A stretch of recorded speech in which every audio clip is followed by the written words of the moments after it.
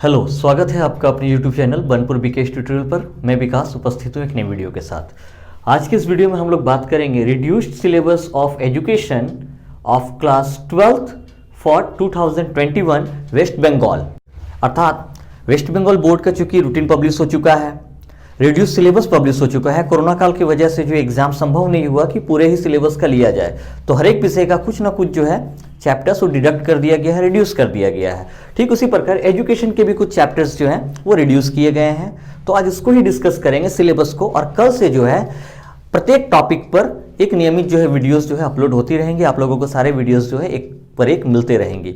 और खासा बात, सबसे अच्छी बात यह है कि ये सारे जो टॉपिक्स हैं, ये सारे टॉपिक्स सीटेट के एग्जाम के लिए भी खासा इंपॉर्टेंट है।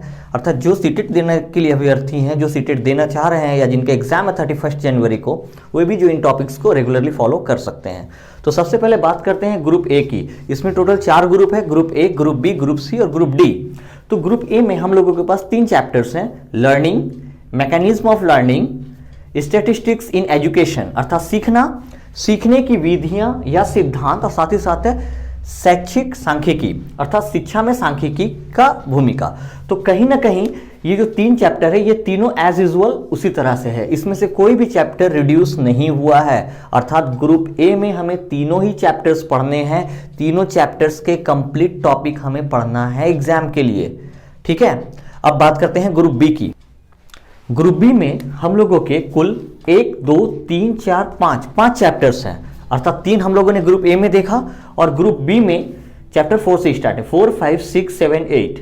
इसमें से एक चैप्टर जो है हम लोगों का कंप्लीटली बात जा चुका है, और वो है chapter 4, that means educational provisions in Indian constitution, भारतीय संविधान में शिक्षा की व्यवस्था। ये चैप्टर हम लोगों को नहीं पढ़ना है, ग्रुप बी से ये चैप्टर हमें बात कर देना है। चैप्टर 5 यूनिवर्सिटी एजुकेशन कमीशन, विश्वविद्यालय शिक्षा आयोग, ये हमें पढ़ना है। चैप्टर 6 सेकेंडरी एजुकेशन कमीशन और मुदालियर कमीशन, अर्थात माध्यमिक शिक्षा आयोग या मुदालियर आयोग, ये भी हमें पढ़ना है। Chapter 7 the Indian education commission और कोठारी कमीशन, भारतीय शिक्षा आयोग या कोठारी आयोग, ये भी हमें पढ़ना है।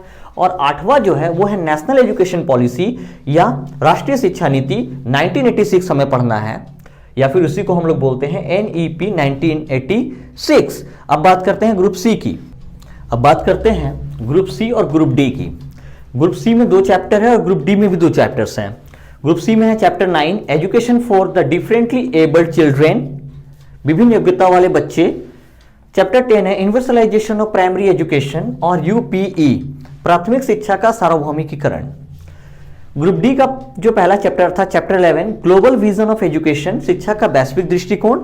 और चैप्टर 12 और अंतिम पार्ट है role of technology in education, शिक्षा में तकनीकी का या तकनीकी की भूमिका। तो इसमें से जो चैप्टर हम लोगों का बात जा रहा है वो है चैप्टर 9, अर्थात education for the differently abled children, ये हमें नहीं पढ़ना है। ओवरऑल हम लोगों के पास चैप्टर हुआ 12, जिसमें से हम लोगों का चैप्टर बाद चला गया चैप्टर 4 एंड चैप्टर 9, अर्थात हमें चैप्टर 4 और chapter 9 through out the syllabus नहीं पढ़ना है एजुकेशन का फॉर द एग्जाम 2021, क्योंकि कोरोना की वजह से जो ये सिलेबस कम किया गया है।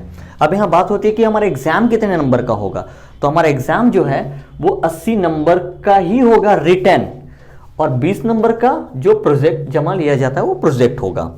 तो 80 नंबर का जो सिलेबस था या जो उसका जो ब्लूप्रिंट था वो पहले ये था कि 24 MCQ, अभी भी संभवतः वही है, 16 शॉर्ट क्वेश्चन, और अर्थात ये 24 मतलब 24 अंक का, 16 मतलब 16 अंक का हो गया। तो यहां पर कुल मार्क्स हो गए हमारे 40, और जो लॉन्ग आंसर टाइप क्वेश्चन है वो हो गए कुल 40 नंबर का। तो 40 और 40 मिला करके कुल हो गया 80 का, अर्थात हमारा रिटन एग्जाम होगा 80 का, जिसमें हमें मिनिमम 30% नंबर पाना जरूरी होता है, दैट मीन्स 24, और प्रोजेक्ट में भी 30%, दैट मीन्स 6। ओवरऑल हमें 30% नंबर चाहिए जस्ट टू क्वालिफाई। तो ये जो है एक बेसिक रूल होता है लाने का, ठीक है। तो इसके आधार पर जो है हम लोग अब नियमित इसका क्लास स्टार्ट करेंगे। अब इसके रेगुलर जो वीडियोस हैं चैनल पर मिल जाएगा, तो वीडियोस जो है रेगुलर देखने के लिए चैनल को सब्सक्राइब कर लें। Thank you.